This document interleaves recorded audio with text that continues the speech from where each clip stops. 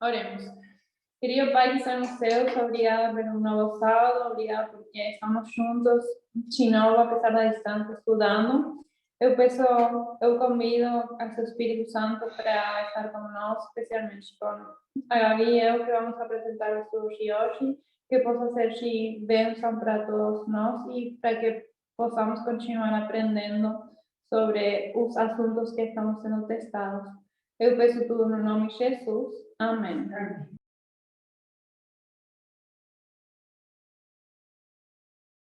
Feliz sábado novamente.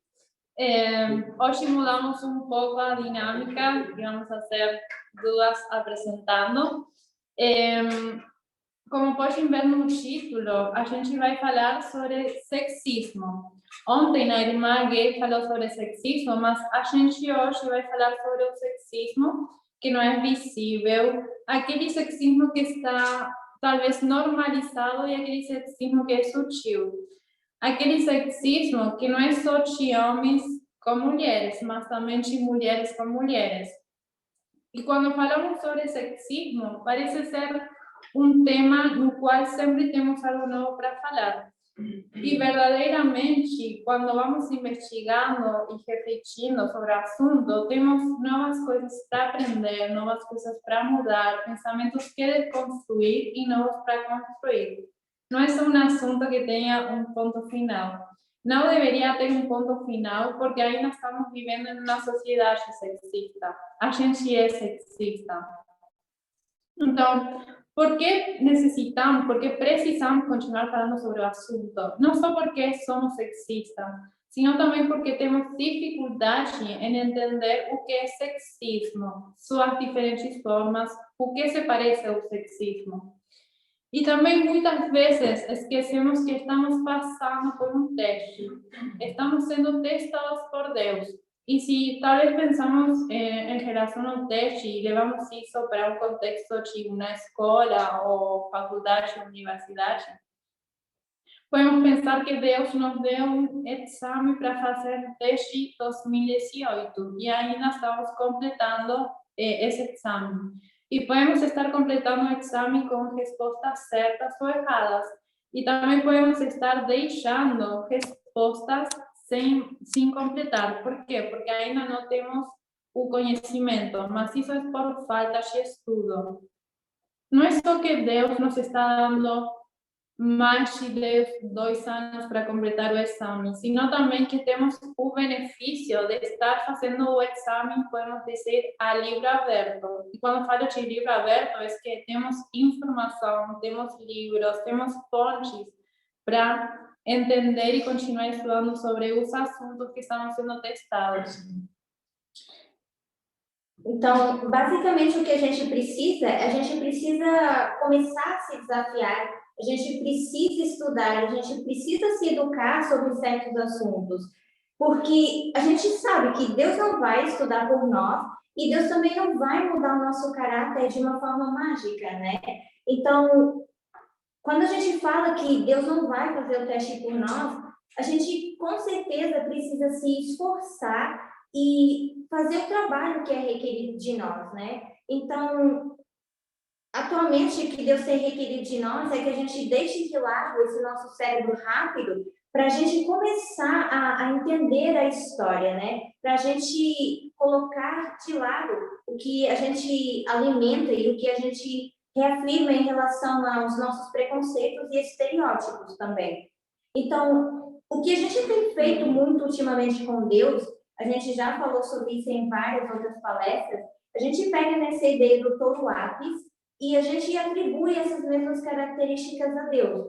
Então, o que a gente está fazendo é basicamente colocar Deus dentro de uma caixinha e jogar dentro dessa caixinha todas as características que a gente quer que Deus tenha, o que a gente acha que Deus deveria ter. E o problema com isso é que a gente acaba definindo a pessoa e a gente começa a olhar para Deus como uma pessoa assim, primeiro a gente já determina um gênero e a gente começa a dizer, olha, é uma pessoa com autoridade, é uma pessoa que faz leis, é uma pessoa que tem voz, é uma pessoa com poder e que tem algum espírito de luta. E isso são características, normalmente, que a gente atribui para a gente satisfazer as nossas necessidades. Então, essas características que a gente coloca em Deus, para eu se tornar essa imagem de homem, isso é uma percepção social que a gente coloca, é uma construção sexista que a gente coloca em cima da nossa percepção. Então, o que a gente precisa agora, como seres humanos, é desconstruir essas coisas, né? Essa construção social que a gente projeta uns com os outros, né? Nesse caso, homens com mulheres, mulheres com mulheres, mas também o que a gente acaba fazendo até no meio religioso. E essa mesma construção sexista é aquela que nos leva a colocar homens e mulheres em caixas separadas e cada um com suas características. O que fazemos é medir as pessoas, avaliar as pessoas segundo essas duas caixas, de homem e mulher. E quem não cumpre com essas características está fora, porque não cumpre com o nosso conceito de normal. E o que acabamos fazendo quando estamos reagindo ou pensando dessa forma? Estamos discriminando. Isso é sexismo. Então a pergunta é: o que é sexismo? Olha, como a gente já tem visto várias vezes, o sexismo é um preconceito, é uma discriminação, mas é algo que é baseado tanto no gênero ou no sexo de uma pessoa, né? O sexismo é algo que pode afetar o gênero, mas que ela é particularmente documentado como afetando as mulheres ou as jovens, né?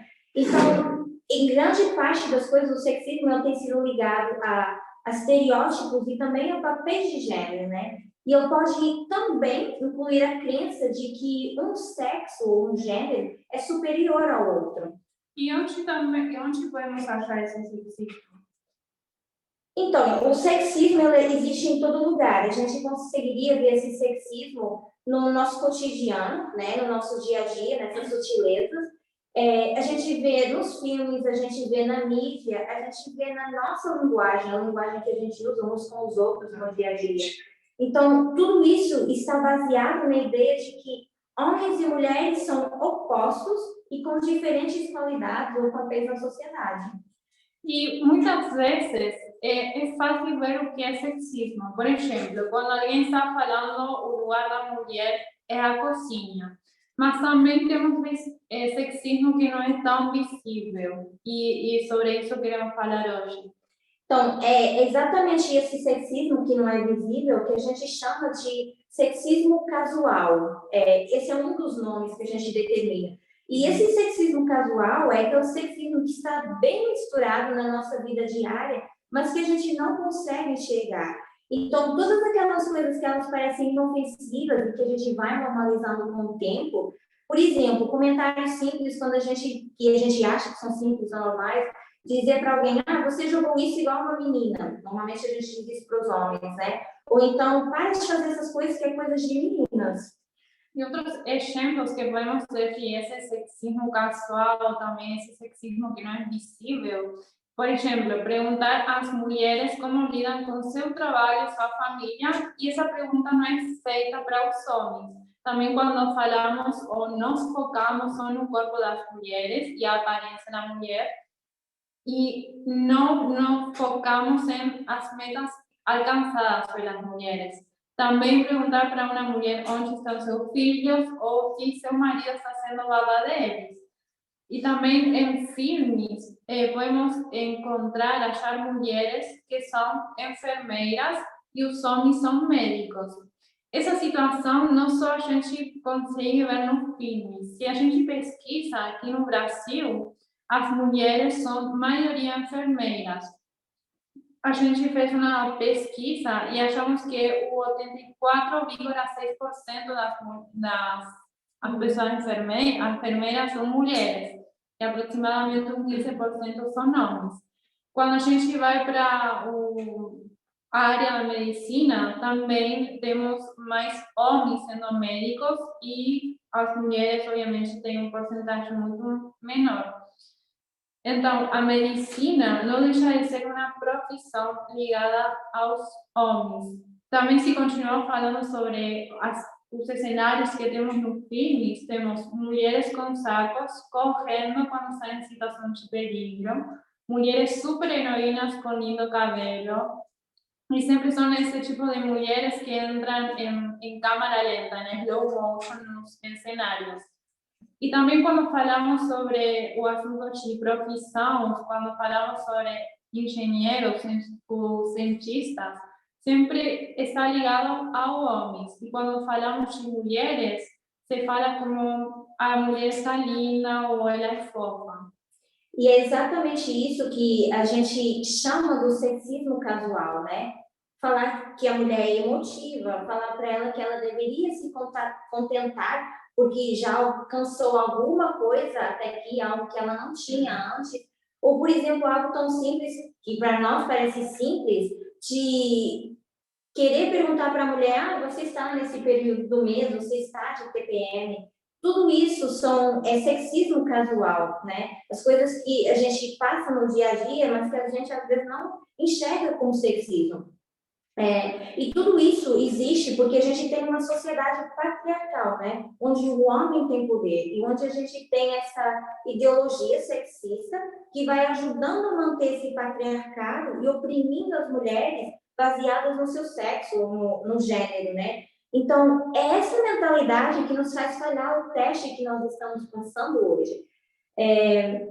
Acrescentando, quando a gente fala dos direitos que foram dados às mulheres, né? Esses direitos que foram dados às mulheres são direitos que elas obtiveram em luta. Elas tiveram que lutar por esses direitos, né? Então, elas passaram por todo esse processo para lutar por esses direitos, mas ainda hoje a gente vive nesse sistema patriarcal onde a gente ainda vive essa desigualdade de gênero. Então, temos o assunto da história. E a pergunta seria, o que sabemos da história das mulheres no Brasil? Se pesquisamos e se vamos uns anos mais para trás, se pensamos na colônia, na época da colônia do Brasil, apenas uma pequena parte da sociedade possuía direitos. E as mulheres livres eram marginalizadas. E nesses anos também tínhamos a escravidão.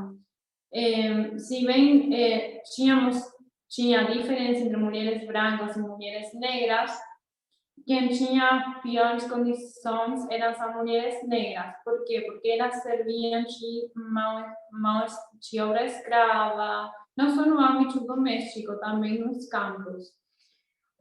A situação começou a mudar quando se estabeleceu o Império do Brasil. E a primeira Constituição, que foi em 1824, começou a mencionar direitos para as pessoas, mas especificamente só para os homens brancos. Eles tinham e eram considerados como cidadãos. E avançando talvez um pouco nos anos, recém em 1934, e logo de uma longa luta de ativistas feministas lideradas pela Berta Luz, se vocês quiserem pesquisar, é muito interessante a história dela. O que elas fizeram foi lutar pelos direitos das mulheres e elas conseguiram promover a igualdade de direitos entre mulheres e homens. Mas o que elas conseguiram foi só ter acesso a cargos de governo que estão relacionados à casa, maternidade, crianças, aquelas coisas que estavam associadas às mulheres. A gente, mesmo assim, a gente fala de 1933, só que, na verdade, só em 1988 é que a Constituição declarou as mulheres iguais aos homens em aspectos legais, né? Onde homens e mulheres têm direitos e deveres sobre os termos dessa Constituição. E embora isso esteja escrito na Constituição, é algo que não é colocado em prática. A gente ainda continua vivendo essa desigualdade.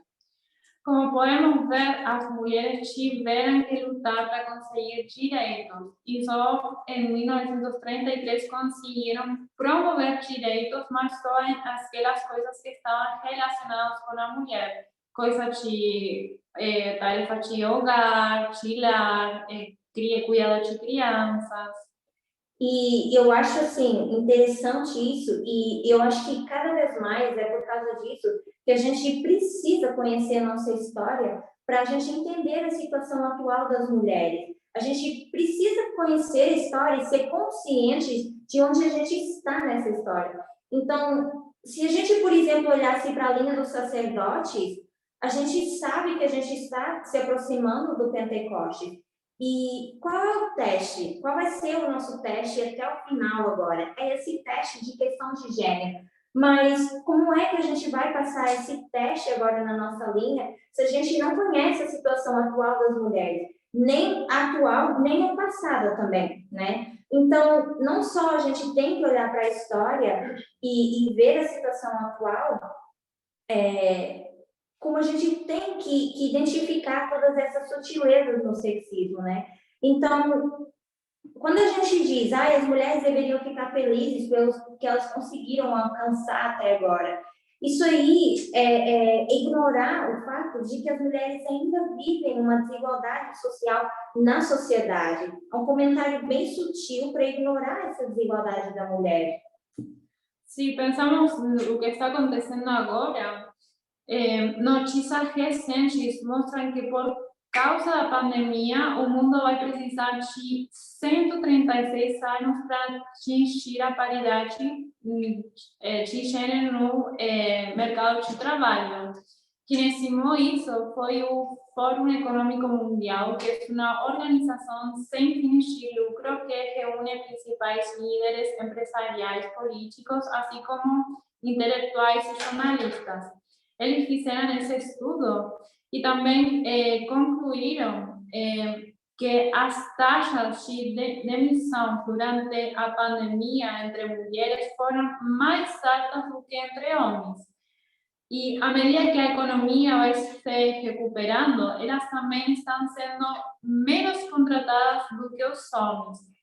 E também quando pensamos que a escola e outras instituições de cuidado foram fechadas, as mulheres assumiram desproporcionalmente os cuidados com os filhos, as tarefas domésticas, os cuidados com idosos, aumentando o estresse das mulheres e prejudicando a produtividade das mulheres.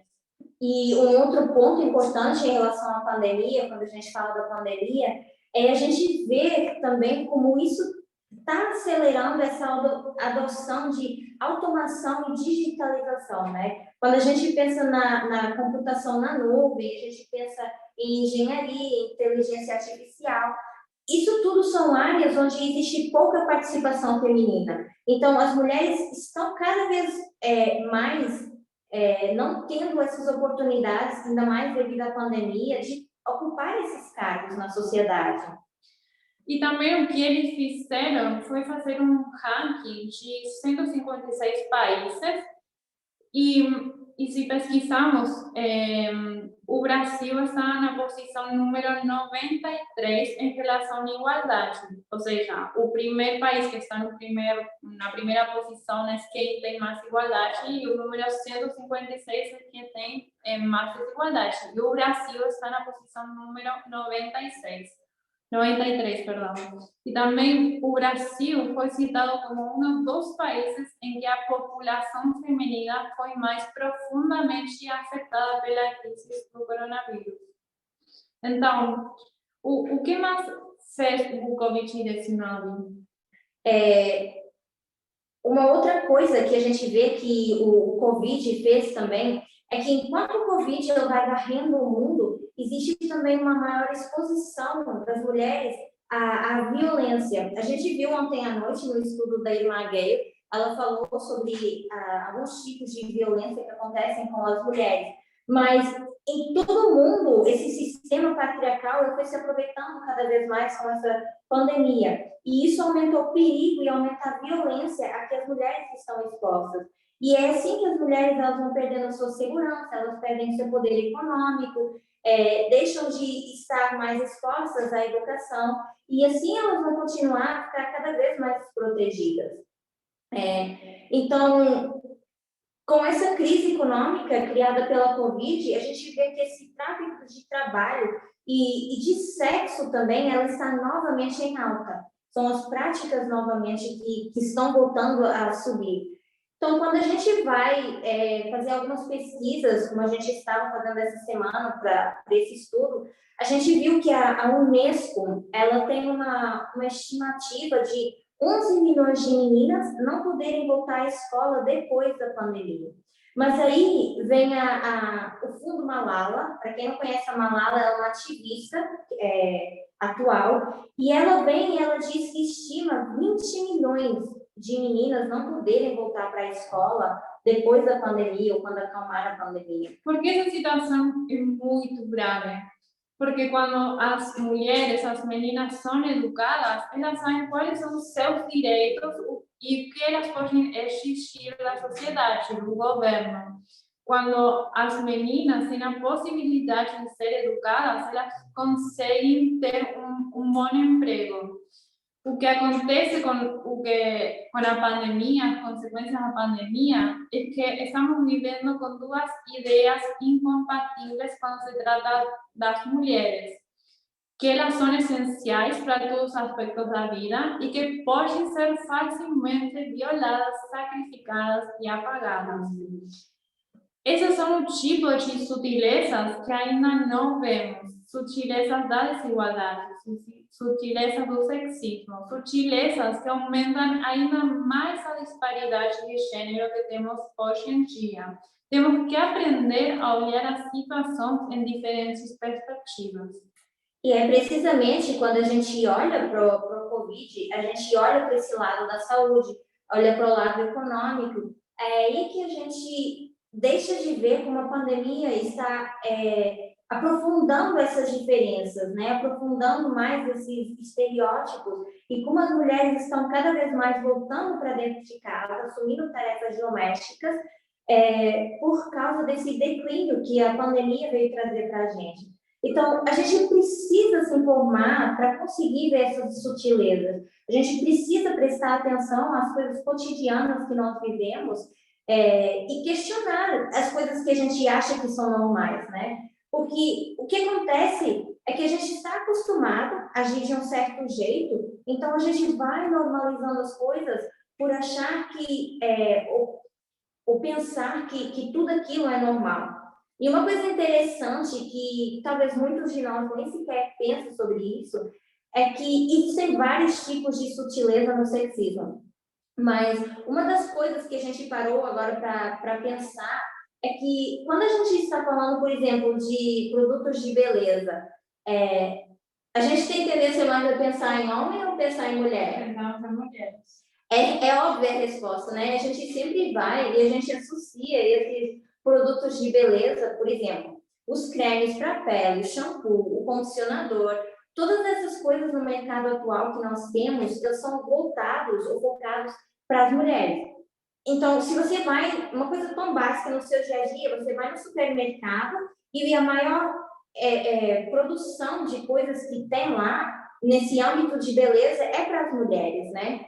E o que isso, para além de ser para as mulheres, todos os produtos, ou grande parte dos produtos que existem no mercado, eles vão sensualizando também a imagem da mulher. Por quê? É como se esse padrão beleza só a mulher tivesse que ter. E não dá abertura para os homens poderem seguir livremente esse padrão de beleza, se eles quiserem.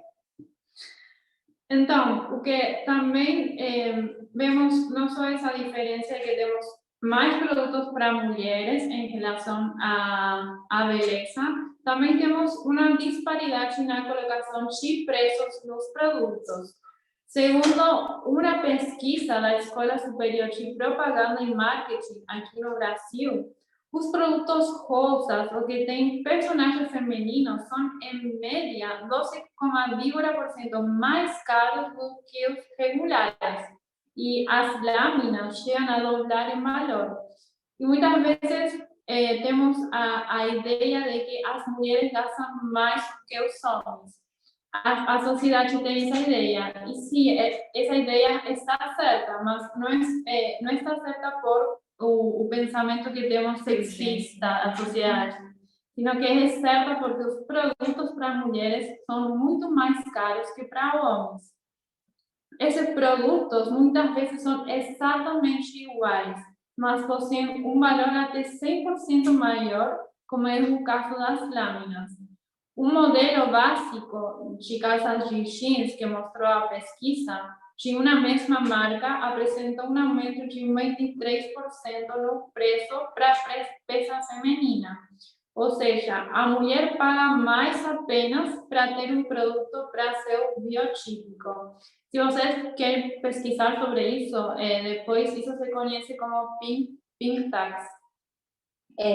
Então, é isso que eu acho interessante quando a gente fala de normalizar as coisas. Essas coisas que a gente acha que são normais, ou essas coisas que a gente acha que são naturais, né?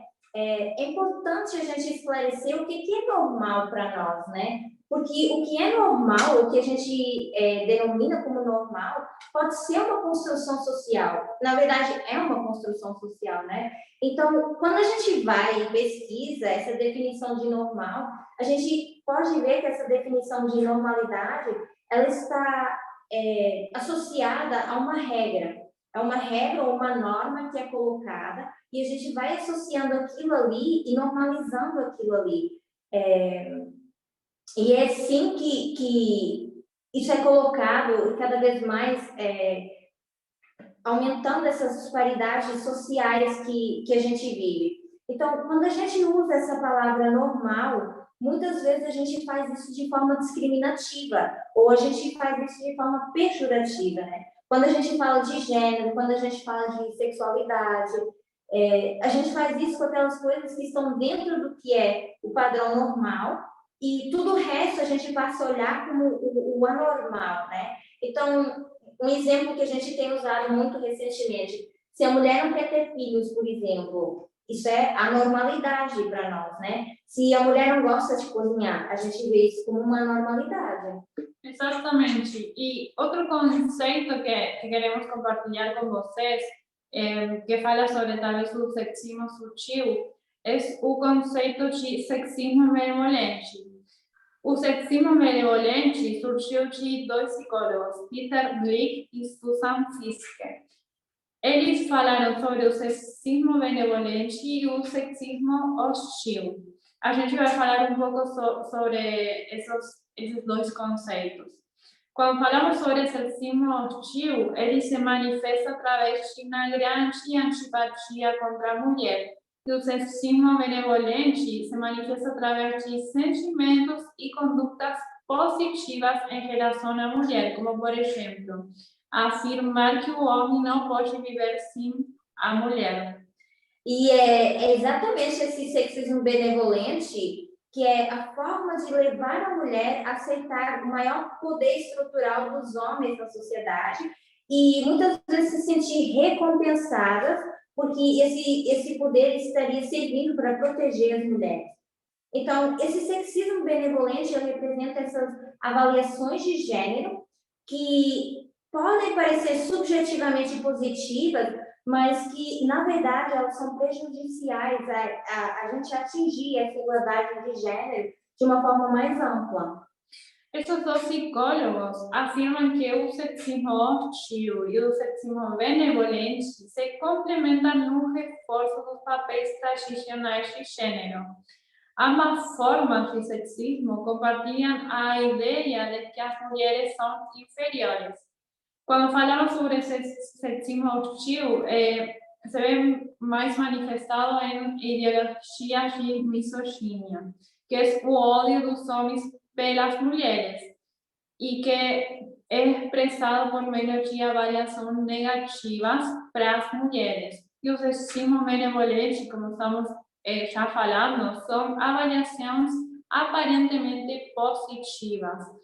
E o que inclui, ou como podemos ver esse sexismo benevolente? São reverências para as mulheres nos papéis que elas têm, como esposa, mãe, cuidadora de filhos. Também temos essa romantização das mulheres como objetos de afeição. E a crença, como já falamos, é que os homens têm o dever de proteger as mulheres. Exatamente. Então, são essas normas sociais e culturais que elas podem encorajar cada vez mais essas crenças sexistas benevolentes entre homens e mulheres.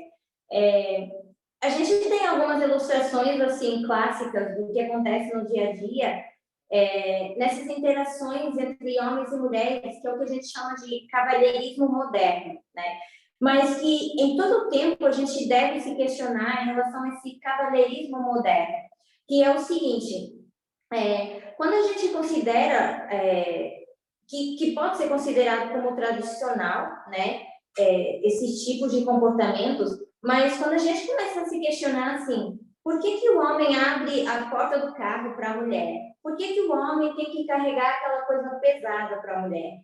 A gente nunca se questiona sobre essas coisas, por quê? Existe uma grande dúvida se isso é uma circunstância ou se isso é um ato de gentileza ou se isso é um ato que está diminuindo mais a mulher e mostrando a fraqueza da mulher para certas coisas.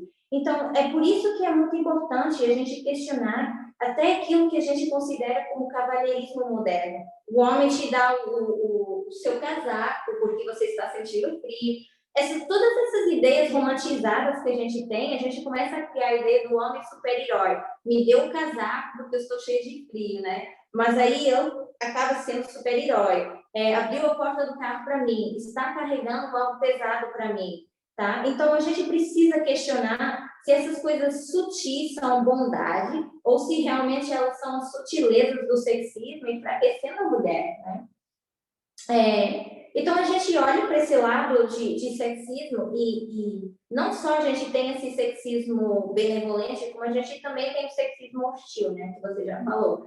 Mas dentro do sexismo benevolente e do sexismo hostil, a gente tem 3 subcomponentes, né, que têm funções distintas. Então, a gente tem o que a gente chama de paternalismo dominativo, né, que é esse padrão dominante, que sugere que os homens devem controlar as mulheres, né? Isso seria esse sexismo hostil. Enquanto o paternalismo protetor implica que os homens devem proteger e cuidar das mulheres, que é o sexismo benevolente. Estão vendo? De um para o outro, às vezes existe pouca diferença na sua prática. Então, essa diferenciação competitiva de gênero, ela vai aumentando cada vez mais essa autoconfiança dos homens, se achando superiores às mulheres. E isso é uma forma de sexismo hostil. Então, essa diferenciação complementar de gênero, ela dá importância cada vez mais a esses papéis tradicionais das mulheres, tanto como mãe, como esposa, e ela vai ela pressupõe que os homens, eles dependem da mulher para apenas cuidar ou cumprir esses papéis. E aí seria o sexismo benevolente, tá? Então, seria interessante que, mesmo vocês, quando tiverem tempo, procurem essas diferenças de um para o outro, porque são diferenças mínimas, às vezes, e bem sutis, mas que são muito importantes a gente identificar no nosso dia a dia, né? Então, esse sexismo hostil, eu começo a ver as mulheres como esses objetos sexuais para dar prazeres aos homens. Enquanto o sexismo benevolente, ele faz de uma outra forma. Romantiza essa ideia das mulheres como tendo uma pureza sexual e intimidade romântica e dizendo que isso é necessário para complementar o homem. E é aí que entra a sutileza do sexismo benevolente, né? Que se torna mais sutil que o sexismo hostil, porque o hostil, às vezes, são atitudes que a gente tem que estão mais na cara, assim, né? Mais evidentes. Exatamente. E se a gente começa a pensar mais no sexismo benevolente, ou se vocês mesmos depois pesquisam, o que a gente também achou é que o sexismo benevolente, podemos pegar esse conceito e ir até os evangelistas de extrema-direita e podemos falar de Billy Graham. Quem era Billy?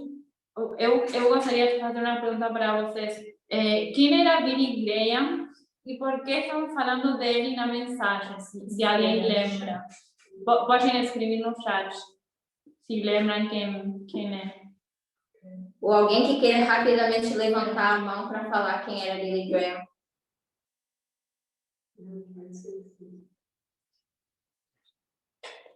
Pode falar, Matias. Ele foi um evangelista da década dos anos 60, é, conservador, né? Fundamentalista, que teve muito sucesso e tem muito impacto em várias decisões conservadoras que os Estados Unidos tomou, como mudar o lema da nação, para em Deus confiamos, entre outras coisas. Obrigada, Mati. Então, a gente estuda sobre ele na mensagem e ele tinha uma regra que não só aplicava para ele, sino que também encorajava e exortava os líderes masculinos a também aplicar essa regra. A regra era evitar qualquer situação que tivesse até mesmo aparência de compromisso ou suspeita. Tradução. Os homens devem evitar passar tempo sozinhos com mulheres com as quais não estão casados. Ele era conhecido por evitar não apenas compartilhar almoços ou jantas, sino também era conhecido por evitar passeios de carros e até subir no elevador sozinhos com uma mulher. A razão disso era para evitar manchar sua reputação, seja caindo na tentação sexual ou convidando a fofocas. Essa regra não foi só aplicada por ele, sino também por muitos líderes masculinos. Essa regra, talvez mais atual, foi usada por Mike Pence, vice-presidente do Trump. E quando pensamos nessa ideia, está errada em todos os níveis. Por quê? Porque essa regra incentiva a segregação sexual. Se pensarmos no ambiente de trabalho, podemos falar também que essa regra incentiva uma quarentena. Por quê? Porque vai proibir as mulheres participar de reuniões com só líderes masculinos. E o que faz isso? Isso vai deixando atrás as mulheres para conseguir ter cargos altos nas empresas. E o que faz isso? Isso vai excluindo as mulheres. E em qualquer lugar onde essa regra seja aplicada, vai perpetuar mais a liderança dos homens e não deixar lugar às mulheres para aceder a cargos altos. Exatamente. E é muito bom quando a gente se questiona por que essa regra ela está relacionada ao sexismo benevolente. É precisamente porque, como nós vimos, esse sexismo benevolente está baseado em que as mulheres são delicadas e requerem proteção, e também o que isso faz essas quarentenas sexuais no trabalho é como se elas ajudassem a proteger a reputação das mulheres, né? Então, o sexismo benevolente nesse sentido é como se fosse uma proteção para a mulher, esse tipo de regras. O sexismo que estamos falando, inibe a verdadeira igualdade de gênero. E também é interessante que as pesquisas ou os artigos sobre o qual vimos sobre esse assunto falavam que tinha mulheres que aplaudiam essa postura, como uma prova do caráter e compromisso do homem com sua esposa. Mas o sexismo, esse tipo de sexismo, sempre vai diminuir e prejudicar as mulheres no trabalho. E mesmo essas políticas sexistas benevolentes, que carecem de hostilidade transparente e parecem simpáticas na superfície, levam a taxas mais baixas de remuneração e promoção. Esse tipo de pensamento, o que também faz é reforçar o estereótipo de homens como maníacos sexuais, pouco evoluídos, que os homens que não podem controlar em si mesmos. O estereótipo de masculino de louco por sexo, que sabemos que é frequentemente reforçado no processo de socialização masculina. E aqui é interessante, talvez é um desafio, de que os homens podem escolher não cumprir com esse estereotipo, e sabemos que os homens podem ter relações próximas com mulheres, que podem estar no mesmo lugar com mulheres. Exatamente. Uma coisa assim que eu acho bem incômoda em relação a essa regra é que essa verdade que existe nessa regra de Billy Graham, ela nega até a realidade das pessoas LGBT, que é a mais, né? E de que esses sentimentos sexuais e românticos não se limitam às relações sexuais cruzadas, né?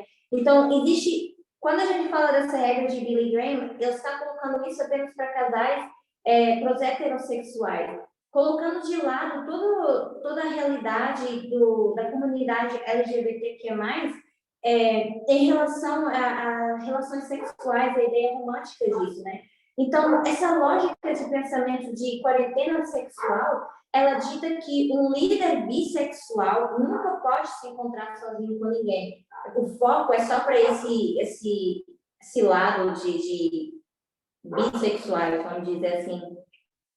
O sexismo benevolente, esse sexismo sutil que estamos vendo, agora estamos falando talvez em contextos de trabalho, o que também podemos ver nesse contexto de trabalho é que muitas vezes, a maioria, na verdade, os homens, ou mesmo até as mulheres, falam das mulheres como sendo calorosas.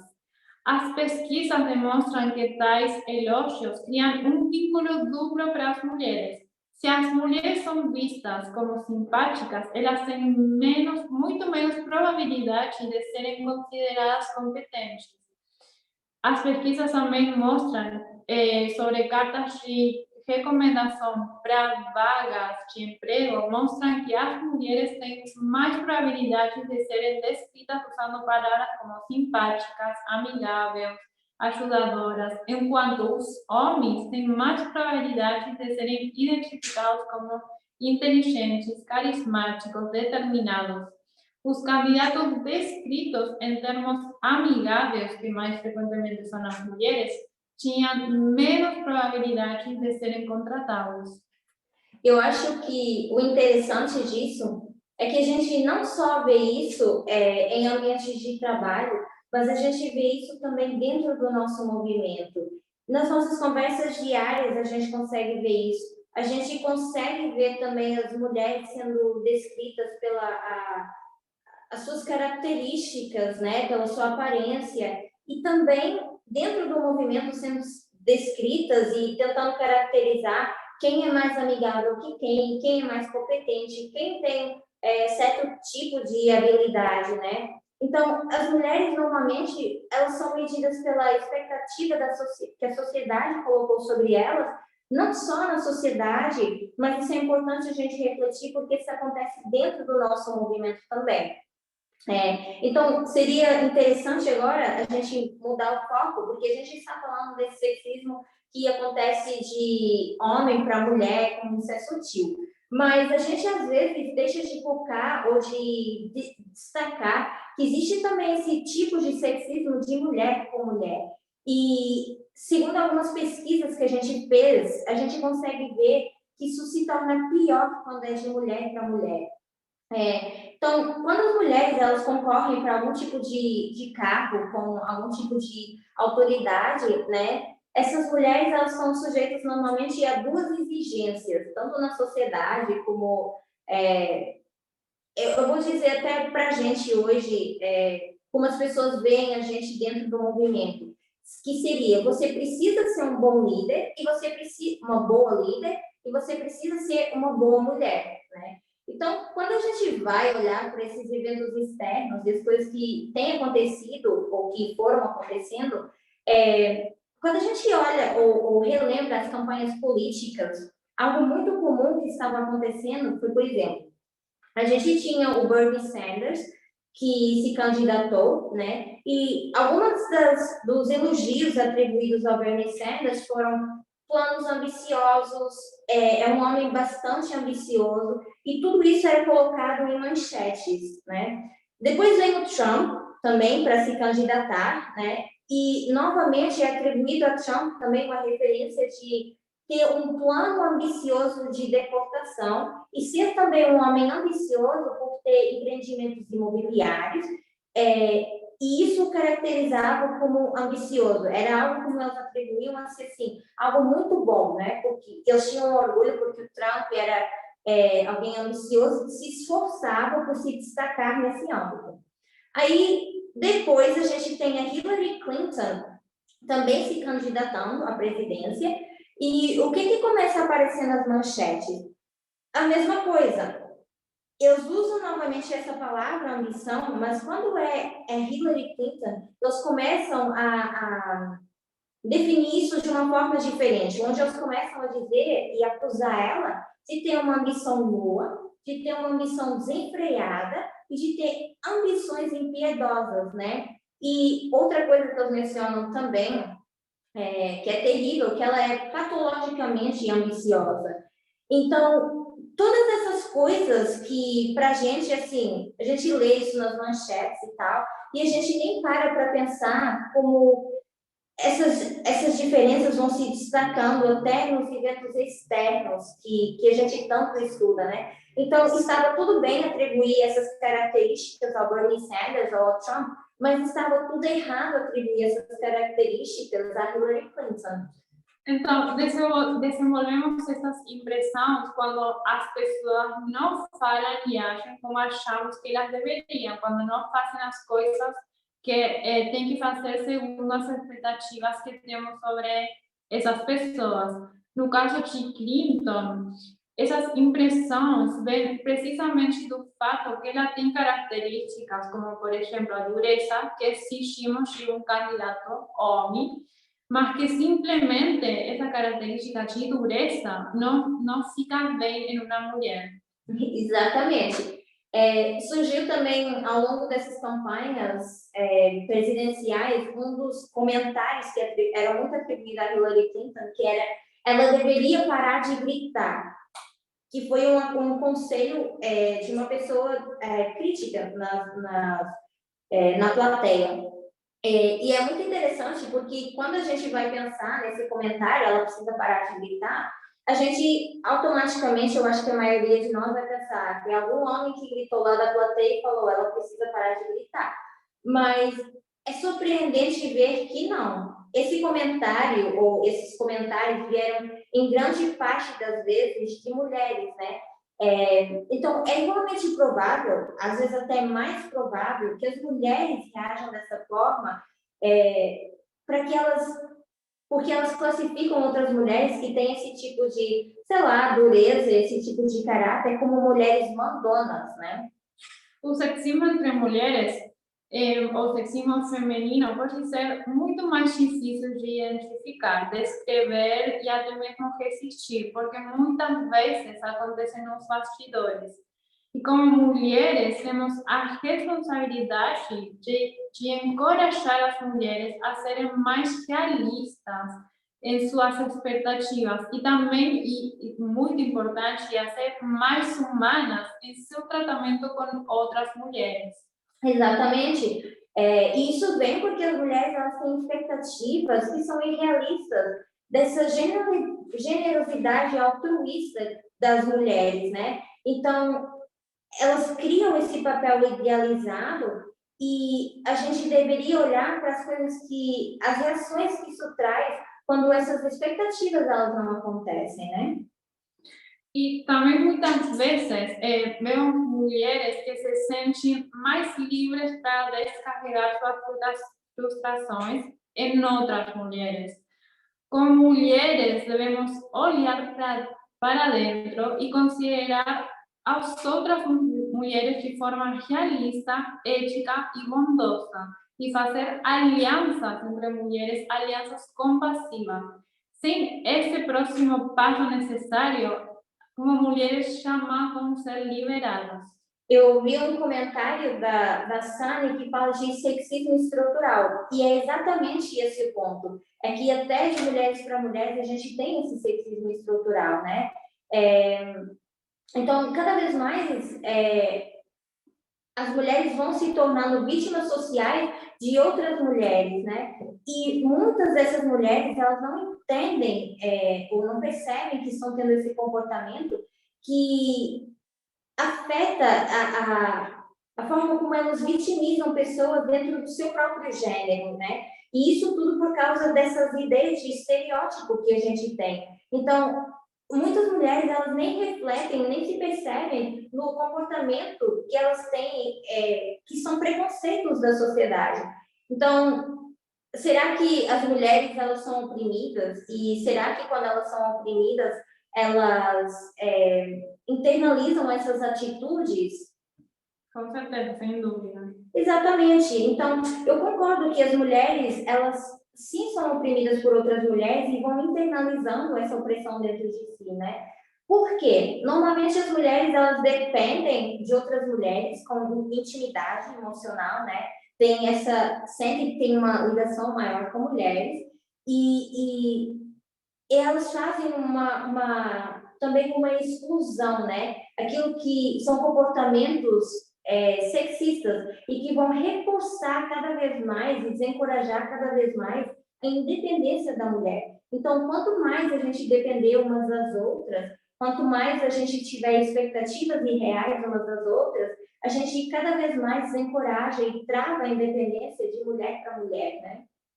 Exatamente. E o que faz isso é aumentar o sexismo, aumentar a disparidade.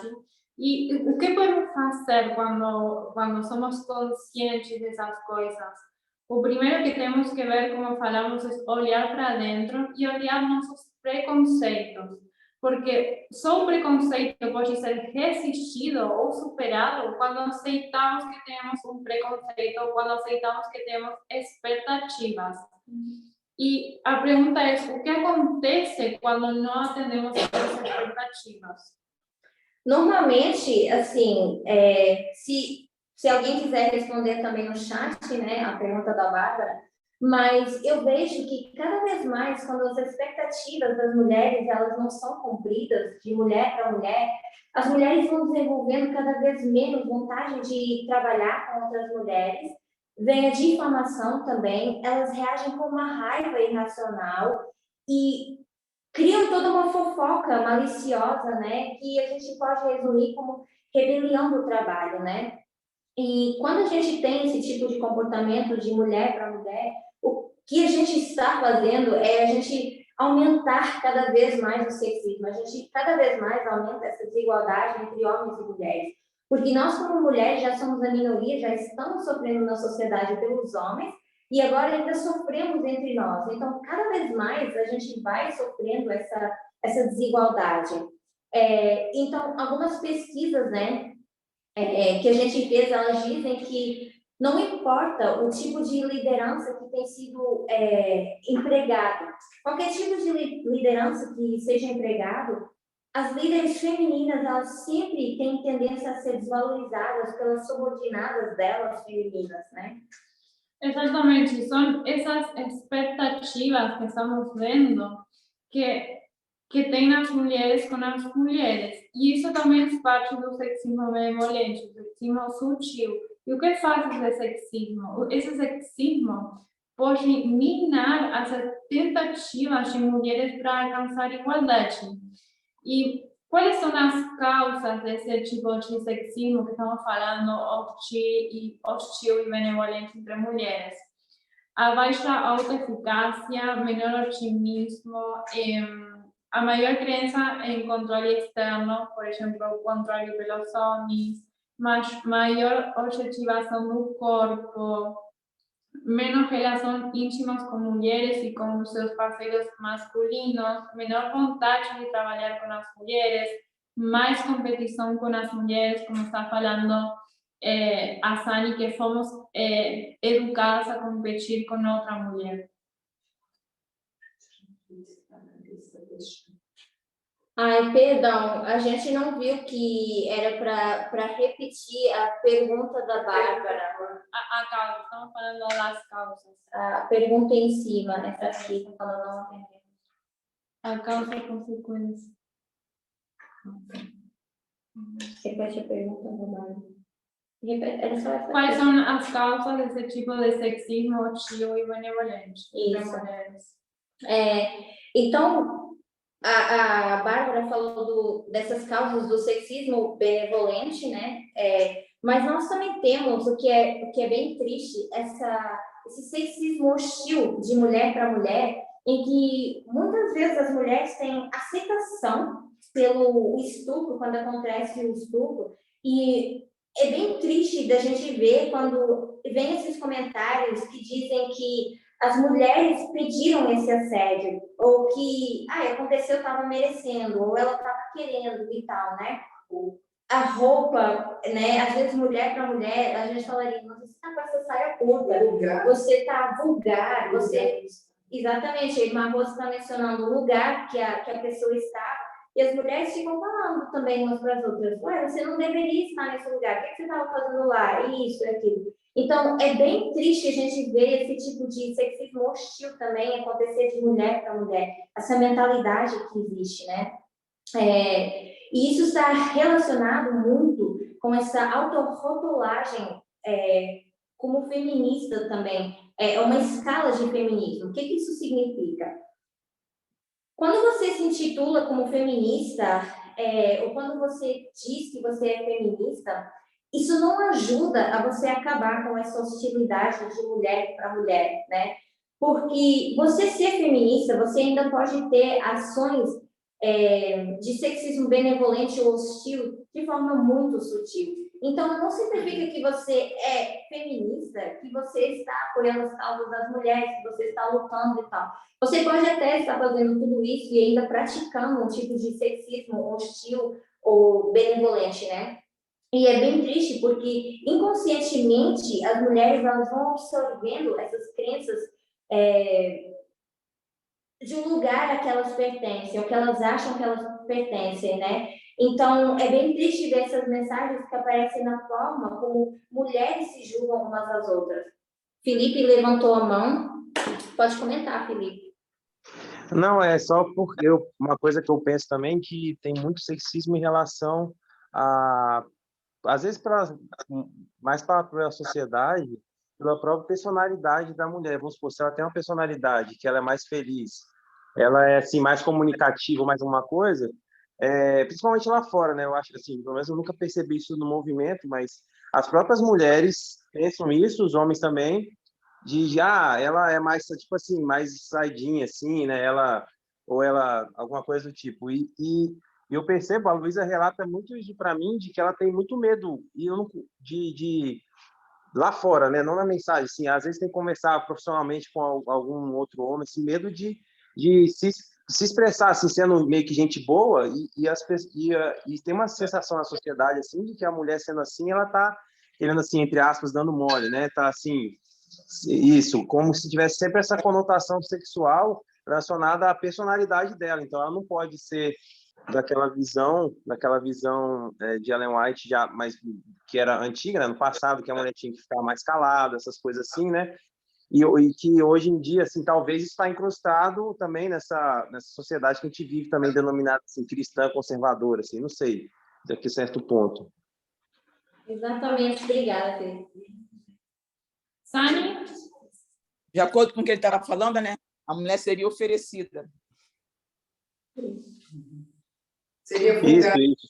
Só por ser feliz, assim, ser feliz, ser gente boa, comunicativa, uma coisa que um homem pode ser sem problema nenhum, mas se uma mulher for, assim, as pessoas, não só às vezes os homens, mas às vezes a pessoa igual, no caso de ela sofrer um assédio, assim, de uma cantada, aquelas, entre aspas, cantada, falar, ela mereceu, porque ela é meio assim, né, ela é meio saidinha, assim, como se ela tivesse alguma culpa, né, de ter essa personalidade.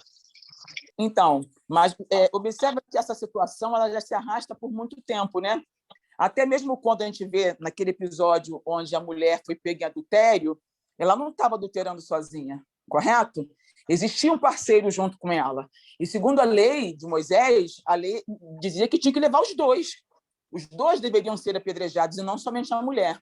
E a gente, enquanto mulher, vem arrastando essa ideia também de que é culpa da outra mulher ter roubado o nosso marido, correto? É o que a gente sempre entende. Quando existe um divórcio, a mulher fica isolada, a gente, mulher, isola a outra mulher, temendo que aquela divorciada possa tirar o nosso marido. Mas o homem divorciado, ele é abraçado pela sociedade, é abraçado pela igreja, é abraçado por todos. Ele não é visto como algo que oferece problema, entendeu? Medo. Mas para a mulher, ela vê a outra mulher divorciada como algo que pode causar transtorno no seu comportamento. Então, é algo que a gente já vem arrastando há muito tempo.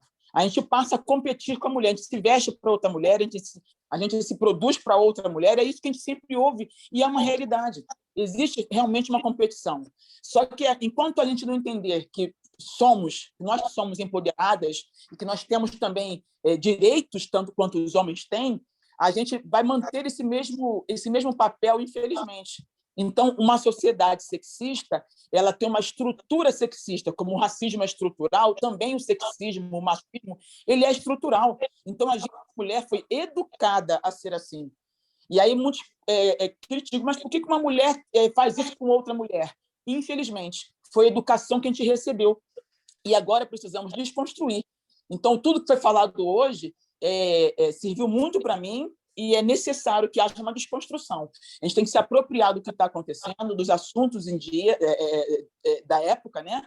Estão em pauta hoje, para a gente desestruturar, desconstruir esses conceitos que a gente tem. Obrigada, Sani. É exatamente isso. Cada vez mais a gente tem a intenção de trazer esses tópicos. Para muitas pessoas isso parece desconectado da mensagem, né? Mas eu vou encorajar cada vez mais as pessoas a pesquisarem mais. Não fiquem só com o entendimento superficial que nós temos de sexismo, ou de racismo, ou de homofobia, essas coisas. Procurem, pesquisem mais sobre isso. Então, nós vamos começar a entrar agora na nossa conclusão. Então, tudo que estamos falando é sexismo que está internalizado em nós. E como falou Sani, precisamos desconstruir todos os pensamentos, precisamos questionar todas essas coisas que fazemos em nossa vida diária, como falamos, ir no supermercado e olhar os produtos e começar a comparar também. E começar a ver, porque aqui a gente está falando da teoria, mas na prática isso também acontece, ver os produtos são mais caros para mulheres que para homens. Então, é contra esse sexismo que precisamos lutar. E como começamos a mudar nossos pensamentos? Como falamos, quando começamos a questionar nossos preconceitos. E as perguntas que podemos fazer. E agora, talvez, essas perguntas são para refletir as mulheres em isso de competir ou as expectativas que temos com outras mulheres. As perguntas, talvez, que podemos fazer são: você julga outras mulheres por escolhas que você não faria pessoalmente? Você critica as mulheres por pequenas transgressões e perdoa os homens por grandes transgressões? Você inventa desculpas para o comportamento dos homens porque é o jeito dele? E você compete mais do que colabora com suas colegas mulheres?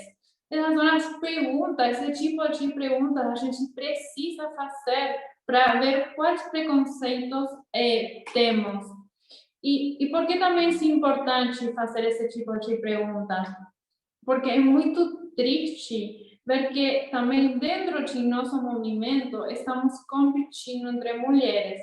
É triste que estamos julgando as nossas líderes mulheres, que não estamos dando apoio a elas. As mulheres precisamos nos apoiar, precisamos lutar juntas, mas ainda não estamos entendendo isso. As mulheres que conseguiram os direitos que temos hoje, elas lutaram juntas, trabalharam em equipe juntas, e juntas conseguiram conseguir todos os direitos que temos e passar as dificuldades que eles tiveram.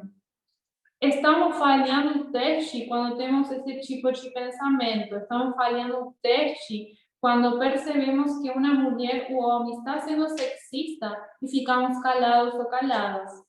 por que ainda moramos em uma sociedade sexista? Porque nosso movimento ainda tem pessoas sexistas, porque ficamos calados e ficamos caladas. E ficar calado e ficar calada é alimentar o sexismo. Ficar calado e ficar calada é ser sexista. E vamos ser julgados por Deus pelo conhecimento que temos. Vamos ser julgados por Deus por aquelas coisas que calamos. E nesse sentido, o problema não é ser ignorante, senão o problema é conhecer e ficar calado, calado.